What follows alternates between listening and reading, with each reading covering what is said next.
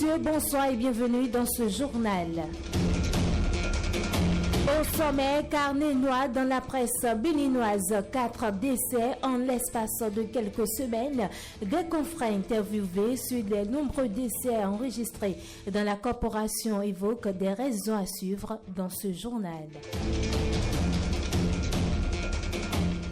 La date à laquelle le duo présidentiel de 2026 est connu. Cette date a été révélée par le porte-parole du gouvernement, Wilfried Léandre-Ngouedji. Merci de maintenir votre position d'écoute pour en savoir davantage.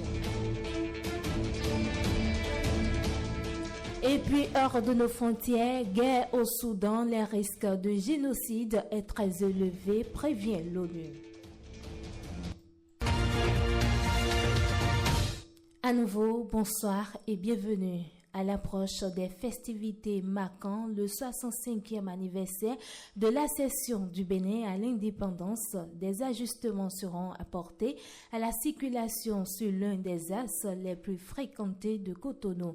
À compter du mercredi 25 juin 2025, la circulation sera partiellement modifiée sur le boulevard de la Marina à hauteur de l'esplanade de l'Amazone. Selon les précisions du communiqué de la directrice générale de la Société de la logistique des événements, un décalage de la circulation est prévu sur la chaussée gauche pour les véhicules venant du port autonome de Cotonou, sur la chaussée droite pour ceux en provenance du Nouveau-Tel. Ainsi, cette portion du boulevard sera provisoirement convertie en voie à double sens afin de permettre la continuité du trafic.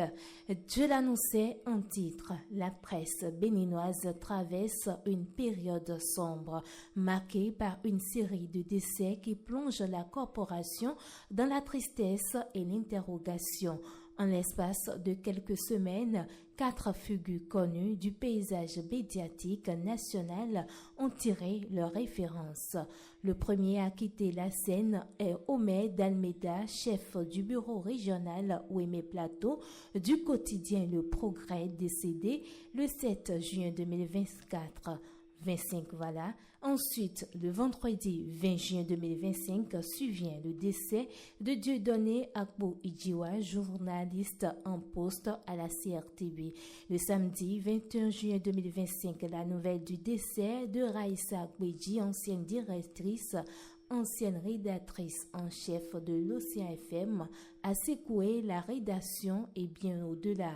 Le choc est autant plus grand que dans la nuit du dimanche 22 au lundi 23 juin 2025. Sonia Anika Bantou est elle aussi décédée, ajoutant un nom de plus à cette liste déjà longue.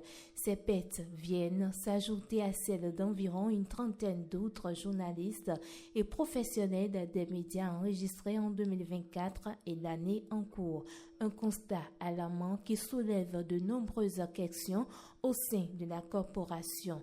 Interrogés à ce sujet, plusieurs journalistes et acteurs du secteur pointent du doigt les conditions précaires dans lesquelles exercent de nombreux professionnels des médias au Bénin.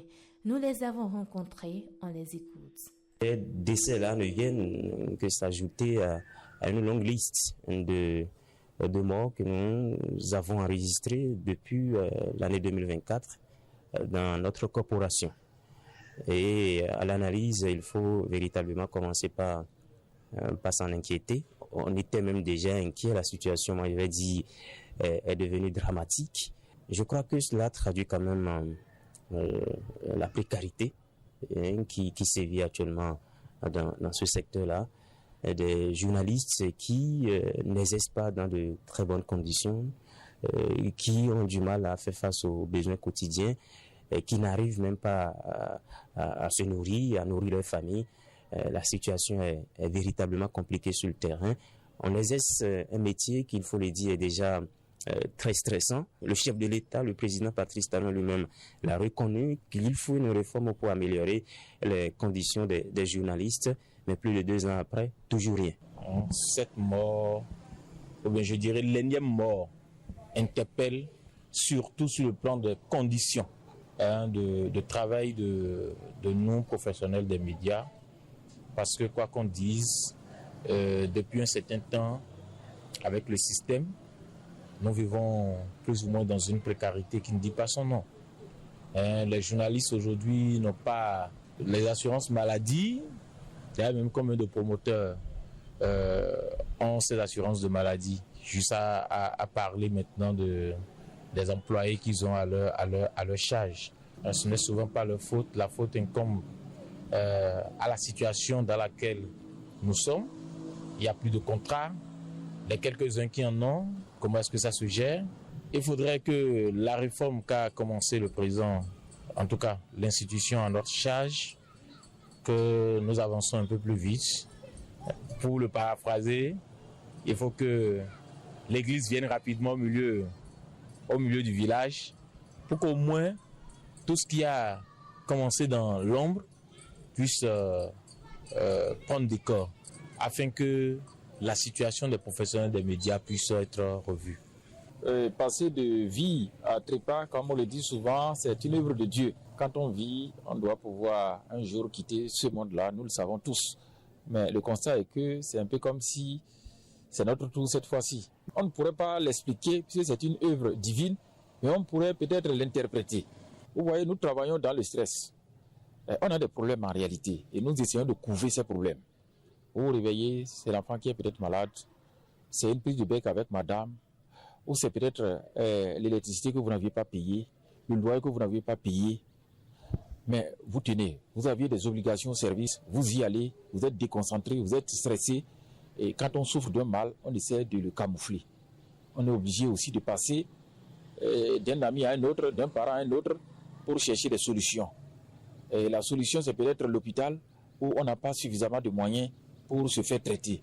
Donc nous souffrons de certains maux que nous cachons, que nous couvons, qui dégénèrent après et qui nous amènent quand même à vivre la situation que nous vivons aujourd'hui. C'est quand ça s'empire que pratiquement tout le monde sait, tout le monde connaît et on court, mais entre griffes c'est déjà tard ou trop tard.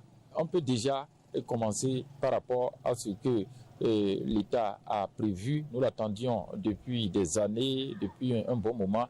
Il faut vraiment soutenir les professionnels des médias.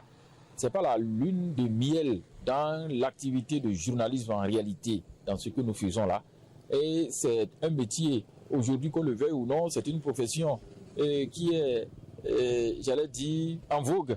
Il faut informer, les gens ont besoin d'informations, il faut suffisamment informer.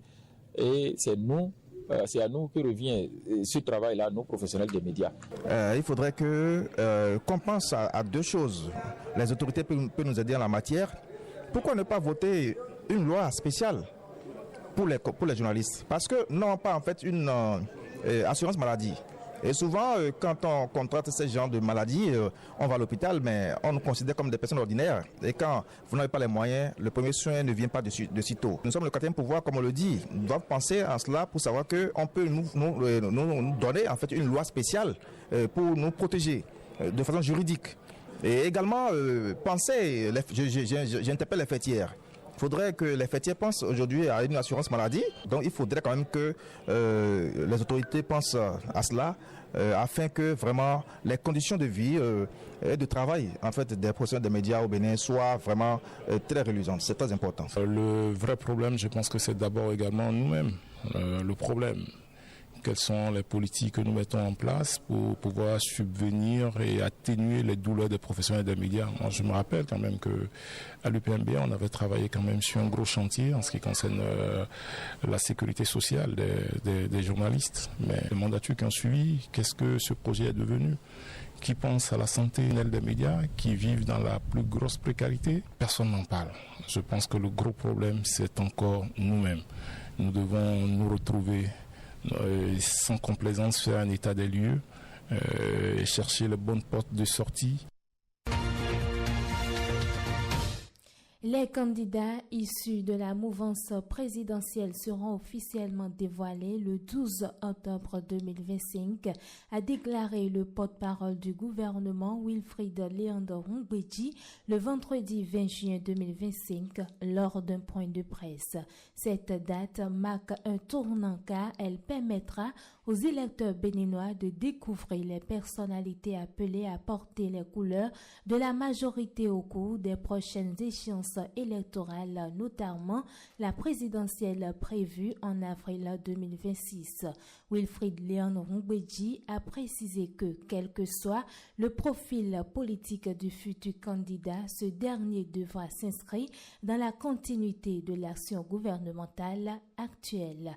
À présent, l'actualité internationale de cette édition du journal.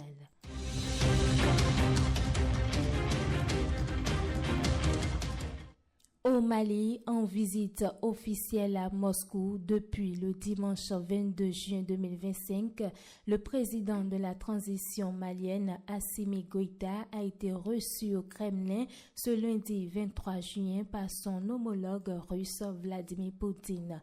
Cette rencontre marque une nouvelle étape dans le rapprochement entre le Mali et la Russie amorcé ces dernières années.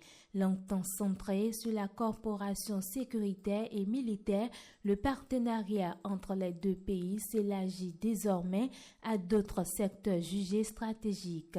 Lors de l'entretien, Assimi Goïta a exprimé la volonté de renforcer la coopération dans les domaines des transports, de l'économie et de la défense.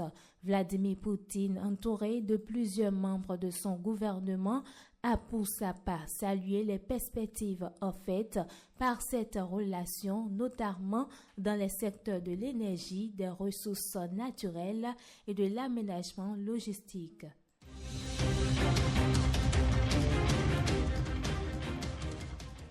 Les risques de génocide au Soudan restent très élevés, a averti ce 23 juin 2025 Virginia Gamba, conseiller spécial par intérim du secrétaire général de l'ONU, Antonio Guterres, pour la prévention du génocide.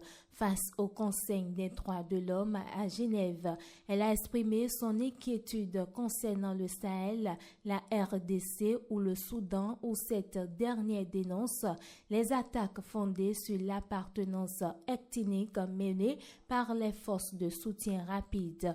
Je cite, « Les attaques continuent de cibler contre certains groupes ethniques, en particulier dans les régions du Darfour et du Kordofan situées à l'ouest et au centre du Soudan, constituent une préoccupation spécifique dans le cadre de non-mandat, a-t-elle souligné. Les milices arabes armées alliées continuent de mener des attaques à motivation ethnique contre les Zougadar, les Maslalites et d'autres communautés. » Fin de citation. La guerre civile soudanaise qui a fait des dizaines de milliers de morts, déplacé 13 millions de personnes, plongé une partie du pays dans la famine et favorisé une épidémie de choléra est considérée par l'ONU comme la pire crise humanitaire actuelle. Le pays est déchiré depuis le 15 avril 2023 par un conflit sanglant qui oppose l'armée régulière soudanaise du général Abdel Fattah al-Burhan aux paramilitaires et de son ancien bras droit, le général Mohamed Adam Dangolo, dit Emetid.